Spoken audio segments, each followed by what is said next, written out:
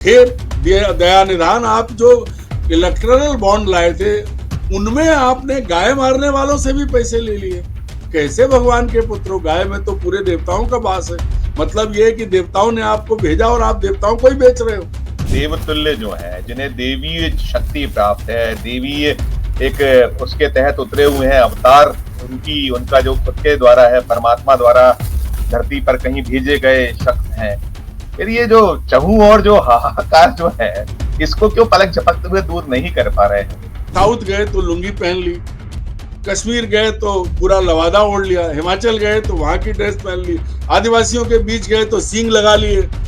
मतलब इतने रूप धरे हैं उन्होंने। मैंने अपने 64 साल के जीवन में, मुझे 5 साल की उम्र से सारी चीजें याद हैं, कभी ऐसा प्रधानमंत्री नहीं देखा जिसको बहरूपिया कह सकते हैं। नमस्कार, मैं हूं संजीव श्रीवास्तव। आप देख रहे हैं 4 PM न्यूज नेटवर्क। प्रधानमंत्री नरेंद्र मोदी को अब तक तो उनके दल के ही लोग ईश्वर तुल्य, ईश्वर का अवतार और ना मालूम क्या क्या बताते रहे। कुछ अवसरों पर प्रधानमंत्री ने भी इस तरीके का भाव प्रकट किया है कि वे ईश्वर की ही देन है, और कई बार इसे लेकर एरार हुई है, तकरार हुई है। याद करिए 22 जनवरी 2024 का वो दृश्य, जब अयोध्या में रामलला की प्राण प्रतिष्ठा हो रही थी, तो प्रधानमंत्री नरेंद्र मोदी, जो राम का रूप माना जाता है, एक बाल रूप, एक बच्चे का हाथ थामे वे चलते चले जा रहे थे, उस पर भी काफी कंट्रोवर्सी हुई थी कि वो राम को ला रहे हैं। और तमाम जो ये 2024 का रण है, 2024 का रण, इन्हीं सब बातों के लिए सदा सदा याद किया जाएगा कि इस 2024 के चुनाव में क्या कुछ नहीं हुआ। वो सब हुआ जिसकी आवश्यकता शायद नहीं थी। मुद्दों पर बात होनी थी। 10 साल का रिपोर्ट कार्ड क्या है, उसे लेकर बीजेपी, एनडीए, प्रधानमंत्री नरेंद्र मोदी और उनके अनुयायी या उनके दल के लोग जाते तो शायद बेहतर होता, लेकिन वो सब कुछ नहीं हुआ। अब 2 चरण शेष बचे हैं। जब ये वीडियो आप देख रहे होंगे, सुन रहे होंगे, तब तक जो 6वां चरण है वो भी हो जाएगा। आज हम इसे रिकॉर्ड कर रहे हैं, आज 24 मई है और 25 मई को 6वां चरण होना है। महत्वपूर्ण चरण है। और इस सब के पहले एक और प्रधानमंत्री नरेंद्र मोदी जी की ओर से जो बात आई है, अब वे कह रहे हैं कि वो उन्हें बायोलॉजिकल ऊर्जा नहीं मिलती है। उन्हें ऐसा प्रतीत होता है कि उन्हें तो परमात्मा ने भेजा हुआ और परमात्मा ही उन्हें ऊर्जा देता है, पद देता है, प्रतिष्ठा देता है, और जो कुछ वे कर पाते हैं सब कुछ उन्हीं की कृपा, उन्हीं की अनुकंपा से होता है। लेकिन देश ना मालूम कैसे इस परमात्मा रूपी, जो 10 सालों से देश पर राज कर रहे हैं प्रधानमंत्री नरेंद्र दामोदर दास मोदी जी, जिनके बहुत सारे रूप है, कोई ऐसी जगह नहीं है जहां वो ना पहुंचे हो, कोई ऐसा सूबा नहीं है जहां वे कभी भेष बदल कर, कभी किसी अन्य तरीके से ना रहे हो। देश पूरा नापा है, दुनिया नापी है उन्होंने, और सब कुछ है। तो ये अब जो विवाद और अलग अलग उनके जो बयान होते हैं, उस पर रार होती है, टकरार होती है। तो देखते हैं, आज हम इसी विषय पर कुछ बात करेंगे और हमारे साथ जुड़ने जा रहे हैं एक बहुत खास मेहमान, अरुण दीक्षित साहब। अरुण जी, आपका बहुत बहुत स्वागत है हम खास चर्चा, खास शो में। मैं आगे बढ़ने के पहले अरुण जी का परिचय दे दूं कि अरुण जी 4.5 दशकों से ज्यादा वक्त से जलतंत्र के क्षेत्र में है। नवभारत टाइम्स अखबार में लंबे वक्त तक रहे हैं। कई सूबों में उन्होंने इस अखबार के लिए प्रतिनिधित्व किया है, अगुवाई की है। उत्तर प्रदेश में भी रहे हैं, मध्य प्रदेश में लंबे वक्त से बसे हुए हैं, और हम कहते हैं कि अब तो वो मध्य प्रदेश के ही हैं हमारे लिए तो, और उनका दीर्घ अनुभव है, पूरी देश की राजनीति पर पकड़ रखते हैं। पल पल जो होता है, घटता है, उस पर वो निगाह रखते हैं और बड़ी सटीक टिप्पणियां करते हैं, विश्लेषण करते हैं। तो ऐसे अरुण दीक्षित जी हमारे साथ हैं। अरुण जी, पुनः आपका स्वागत करूंगा। और शुरुआत यही करूंगा कि अब तो प्रधानमंत्री नरेंद्र मोदी जी ने स्वयं को परमात्मा का दूत कह दिया है। क्या कहिएगा, कैसे देखिएगा? अब ये विपक्ष के लिए तो बड़ा संकट होगा और हम लोगों के लिए भी कहीं ना कहीं दिक्कत है कि परमात्मा के अवतार को लेकर हम लोग चर्चाएं करते हैं। आपकी पहली टिप्पणी अरुण सर। संजीव भाई, ऐसा लगता है कि पिछले 10 साल में नरेंद्र मोदी ने जहां से यात्रा शुरू की थी आम आदमी की हैसियत से, प्रधान सेवक बन के आए थे, अब 10 साल में वो खुद को भगवान का प्रतिनिधि मान रहे हैं, भगवान की देन उनको और कह रहे थे, लेकिन सीधे भगवान का एक अंश या भगवान का थोड़े दिन में उनके भक्त उन्हें अवतार भी बताएंगे। तो देखिए कितनी तरक्की की है देश में कि एक आदमी एक सामान्य सेवक बन के आया और 10 साल में वो आपका भगवान बन गया है। इससे ज्यादा और आपको क्या चाहिए? नरेंद्र मोदी से आप क्या उम्मीद करते हैं? सेवक बन के आए थे, भगवान बन गए। अब आप देखिए अंधभक्त आज भी उन्हें भगवान मानेंगे।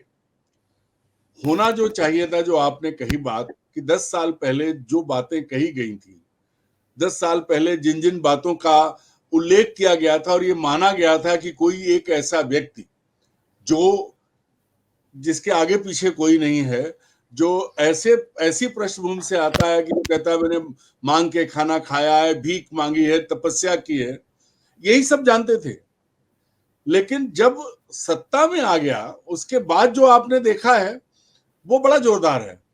अब देखिए अगर तकनीक की बात करें तो दुनिया में जो तकनीक नहीं थी वो नरेंद्र मोदी इस्तेमाल कर रहे थे। तब टेक्नोलॉजी के अलावा कितना बड़ा ज्ञान उनका कहां कहां से आता है कि आप कल्पना नहीं कर सकते कि वो नाले से गैस निकाल देते हैं, वो जो है वो बादलों में रडार के से भी जहाज को छुपा देते हैं, और गणित का ज्ञान, साइंस का ज्ञान, जो सारी चीजें जो निकली वो तो ठीक था कि लोगों ने, भक्तों ने बर्दाश्त किया क्योंकि मोदी ने जो कह दिया वो अंतिम सत्य। वो भाजपा जो है वो सेफ में बंद कर दी गई थी, सुरक्षित, अभी भी बंद है, बीजेपी बाहर नहीं है। ये नरेंद्र मोदी की अगुवाई वाली अलग पार्टी है जिसमें सिर्फ सुनना है, कहेंगे सिर्फ नरेंद्र मोदी। तो अभी तक जो उन्होंने कहा पिछले 10 सालों में, अब अगर उस पर बात करते, वो विकास की बात करते थे, वो पेट्रोल के दाम की बात करते थे, वो गैस के दाम की बात करते थे, वो देश की सीमा की बात करते थे, वो डॉलर के कीमत बढ़ने की बात करते थे, वो आतंकवाद की बात करते थे, वो आतंकवाद जो देश के लिए घातक है। लेकिन आज वो क्या बात कर रहे हैं? आज वो चलते चलते, देखिए पहले उन्हें विष्णु का अवतार बताया गया, बताने वाले थे संबित पात्रा और अन्य भक्त, फिर चंपत राय आए। हमारे प्रिय मित्र शिवराज सिंह चौहान तो पिछले 10 साल में उन्हें भगवान का अवतार ही बताते रहे। कई बार मौके पर उन्होंने उनके सामने भक्त और भगवान की भूमिका भी पेश की। मोदी जी के आगे शिवराज सिंह चौहान पूरी तरह से ऐसे बिछे, ऐसे झुके जैसे कि भगवान के आगे भक्त झुकता है। लेकिन भगवान को तो हमने नहीं देखा, उनकी मूर्तियां नहीं चल सकती, पर ये चलते फिरते भगवान, जो नए भगवान बने, स्वघोषित भगवान, इन्होंने कभी भी उस व्यक्ति की तरफ नहीं देखा जो इनके आगे झुका हो। झुके को लात मार के देखते हैं, कौन नहीं झुका उसको लाके झुका लो, ये ऐसे वाले हैं। इसलिए पूरी पार्टी, आज आप देख लीजिए भारतीय जनता पार्टी, बड़ा गंभीर बात है, भारतीय जनता पार्टी कहाँ है? कहीं भाजपा का जिक्र होता है क्या?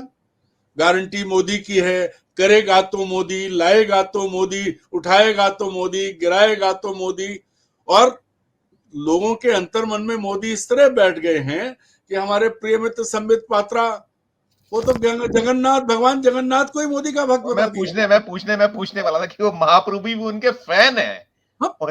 उनके उनके वो उन्होंने सीधे कहा, खुलकर कहा, भले ही वो उपवास रख रहे हैं, व्रत रख रहे हैं, उनका जो भाव था, फैन को हिंदी में सामान्य अनुवाद करेंगे तो पंखा नहीं कह सकते, भक्त ही कहेंगे, अनुयायी कहेंगे, प्रशंसक कहेंगे। तो जब आप, ये जो चीजें आई हैं, होना क्या चाहिए था? देखिए ये इस देश का सबसे बड़ा दुर्भाग्य है कि आज पढ़े लिखे लोग, बहुसंख्यक लोग सब समझ रहे हैं, उसके बाद आप बताइए इन चीजों का आकलन। अच्छा, नरेंद्र मोदी खुद को भगवान सने सने बनाया उन्होंने। अब 10 सालों में उनकी तस्वीरें देखिए, कभी वो कैमरा लगा के केदारनाथ में तपस्या करते हैं, कैमरा लगा के, चारों तरफ कैमरा लगाते।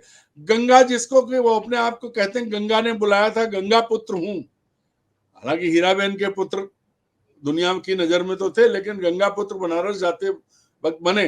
तो गंगा में घुसते हुए काले कपड़े पहन के और भगवा कपड़े पहन के 2 बार 3 बार उनकी जो तस्वीरें आई, वहां भी कैमरे लगे थे। तो एक तो भगवान बनने की प्रक्रिया जो है उसमें कैमरे का बड़ा योगदान है। कभी वो, अगर आप देखिए, साउथ गए तो लुंगी पहन ली, कश्मीर गए तो पूरा लवादा ओढ़ लिया, हिमाचल गए तो वहां की ड्रेस पहन ली, आदिवासियों के बीच गए तो सींग लगा लिए, मतलब इतने रूप धरे हैं उन्होंने। मैंने अपने 64 साल के जीवन में, मुझे 5 साल की उम्र से सारी चीजें याद हैं, कभी ऐसा प्रधानमंत्री नहीं देखा जिसको बहरूपिया कह सकते हैं। हर सक बहरूपिया, मतलब जब देखो तब ड्रेस बदल लो। मैं ये स्मरण या पूछने वाला था। हम लोग जब बच्चे थे, पढ़ते तो हम देखते थे कि हमारे यहाँ हर चौथे दिन तीसरे दिन कोई आता था इसी तरह का, और अलग अलग सॉन्ग रच के आता था। पर आपने वो भीख शब्द का मांगने के लिए, उपयोग, भीख वो मांगने के लिए आते अलग थे। अलग कभी कुछ कुछ रूप धर के आता था। हम कहते हैं वो बहरूपिया आया है, उसे कुछ देना है। आपने वो शब्द का इस्तेमाल किया कहीं ना कहीं।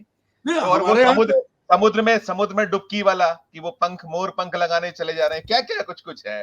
नहीं, और सबसे खतरनाक जो चीज है कि देखिए, एक चीज इससे हटके कहते हैं कि अगर हम देश का मन देखें तो 140 करोड़ जनता में 100 करोड़ लोग करीब वोट डालते हैं, और 100 करोड़ में जो वोट परसेंटेज है उसमें अगर आप मुसलमानों को अलग करके नापें तो लगभग 40 करोड़ लोग जो हैं वो भाजपा के लिए वोट कर रहे हैं, अपर साइड पे जाके बात कर रहे हैं।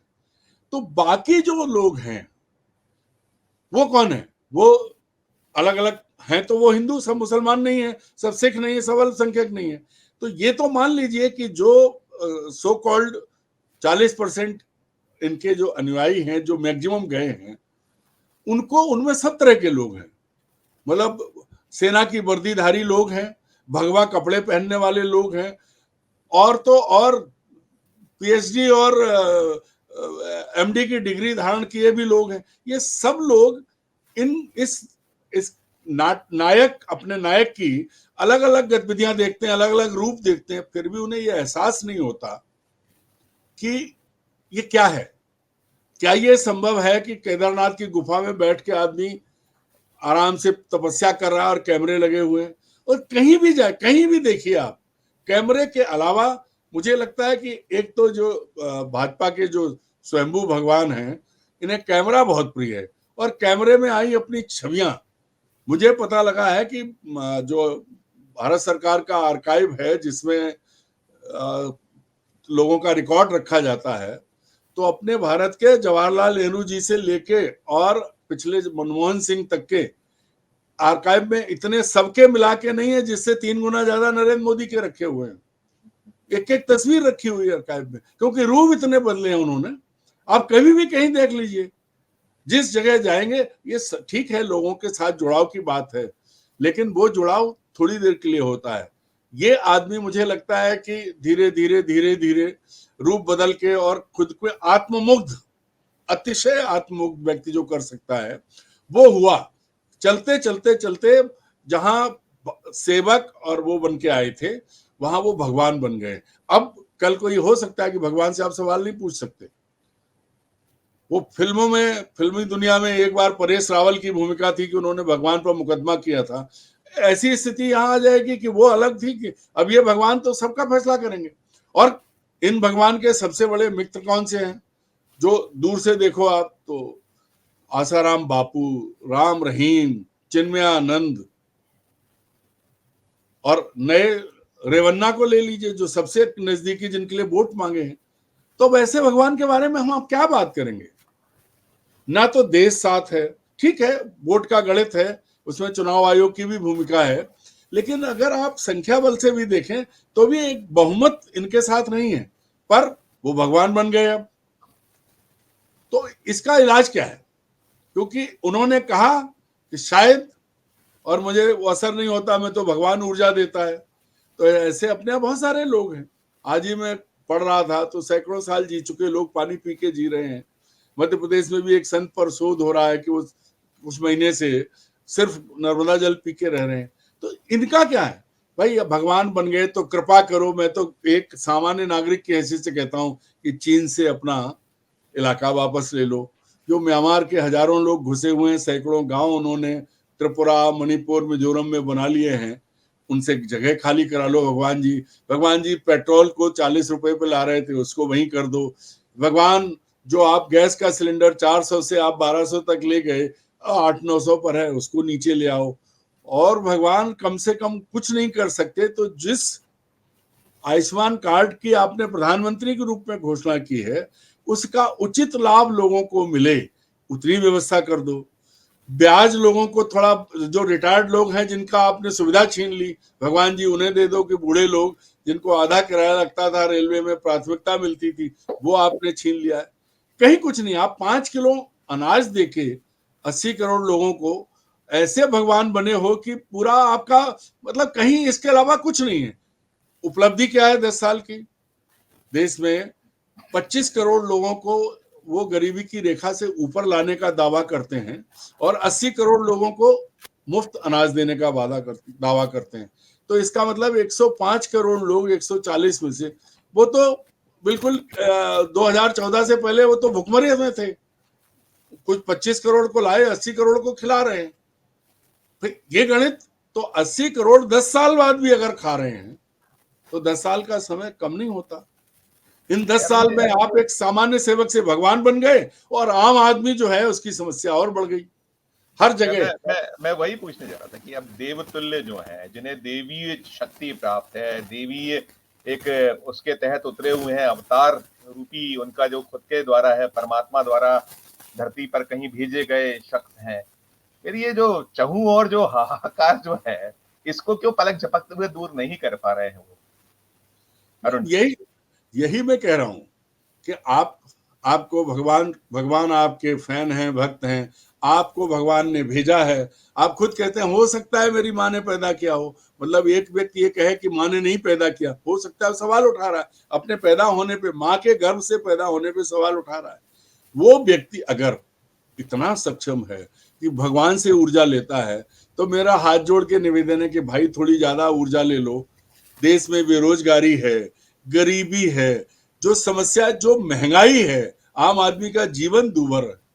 जो देश के आगे सबसे बड़ी समस्या है कि अभी तक तो लंका और मालदीव भी आंख दिखा रहा है, नेपाल भी अपने उसमें ले रहा है, चीन ने कब्जा कर लिया है, वो अलग है, चाहे अरुणाचल हो चाहे लद्दाख हो।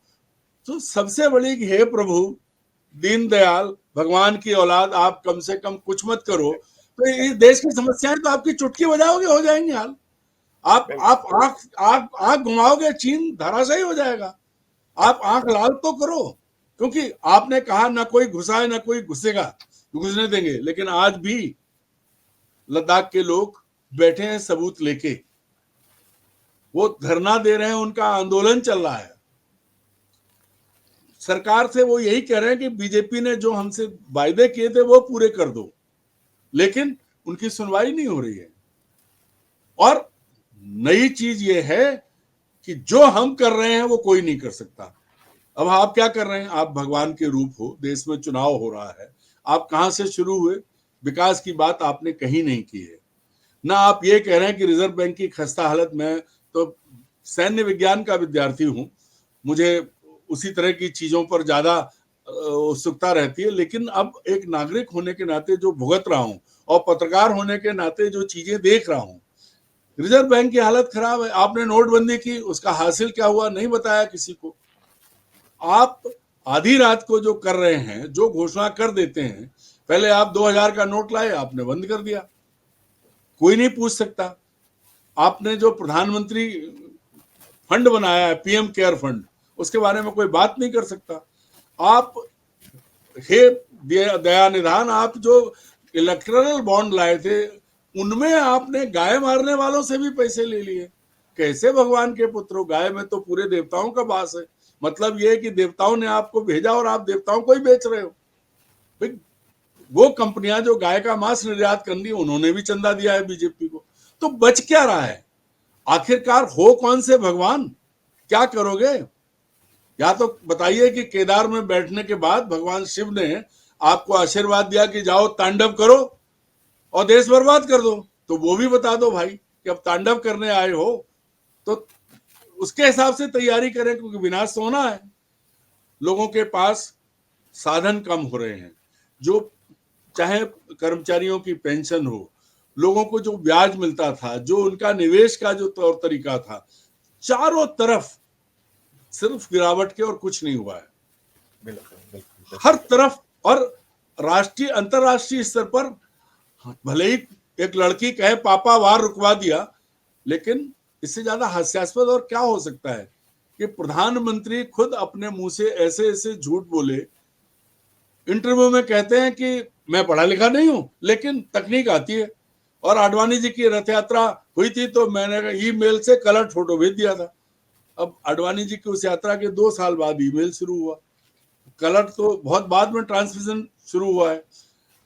विदेश जाते हैं तो डायरी ले जाते हैं, अमेरिका वाला कहता है कि हमारे यहाँ ये डायरी नहीं है, तो मोदी जी के पास वो डायरी, मैं मान लगता हूँ आज, अब मैं मान सकता हूँ कि सब चीजें भगवान ने भेजी होंगी, वो डायरी भगवान ने भेज दी हुई, वो जो मशीन आई इनके पास वो भी भगवान ने भेजी हुई, कलर कैमरा तब तक वैज्ञानिकों ने नहीं बनाया, तो भगवान के पुत्र हैं।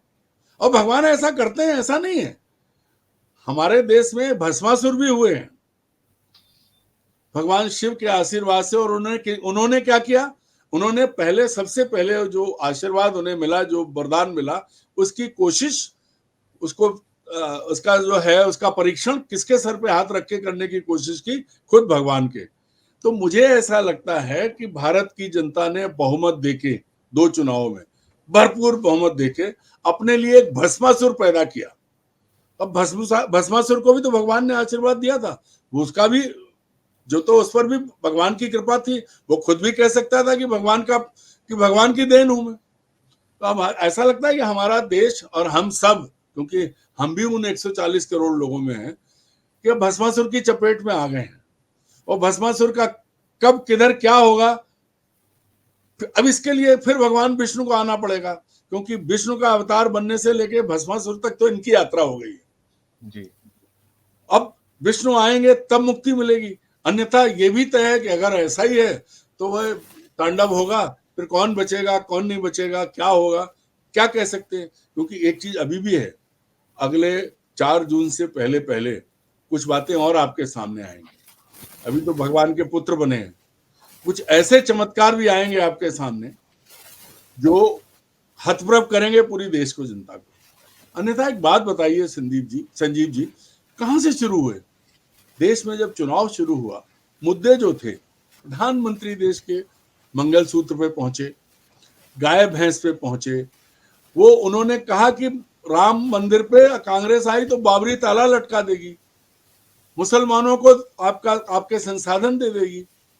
देश का एक सर्वाधिक बहुमत वाला प्रधानमंत्री अगर जो विकास के नाम पर आया था, जिसने विकास की बात की थी, वो अगर इन सब चीजों पर बात कर रहा है, और उससे ज्यादा स्तब्ध करने वाली बात है, परेशान करने वाली बात है कि केंद्रीय चुनाव आयोग, जिसे संक्षेप में हम कहें केंचुआ, वो बिल्कुल केंचुआ है, ना जहाँ रेंग रहा है तो वहीं रेंग के पलथी मार रहा है, इससे आगे नहीं बढ़ रहा है। वो ना वो देख रहा है ना वो सुन रहा है। किस तरह की बातें, किस तरह के भाषण, बाकी नेताओं को तो छोड़ दीजिए, प्रधानमंत्री के लीजिए। और एक और बड़ी बात है, जो भगवान के पुत्र होने या भगवान के अवतार होने का जो एक और प्रमाण है, वो ये है कि भारतीय जनता पार्टी को किसने बनाया था? राष्ट्रीय स्वयंसेवक संघ ने। गुरुजी गोलवलकर ने 1951 में 1951 जब जनसंघ की स्थापना की थी तो उन्होंने एक प्रयोग किया था, और उन्होंने कहा था कि ये जनसंघ जो है गाजर की पुंगी है, बजी बजी तो ठीक नहीं तो खा लेंगे।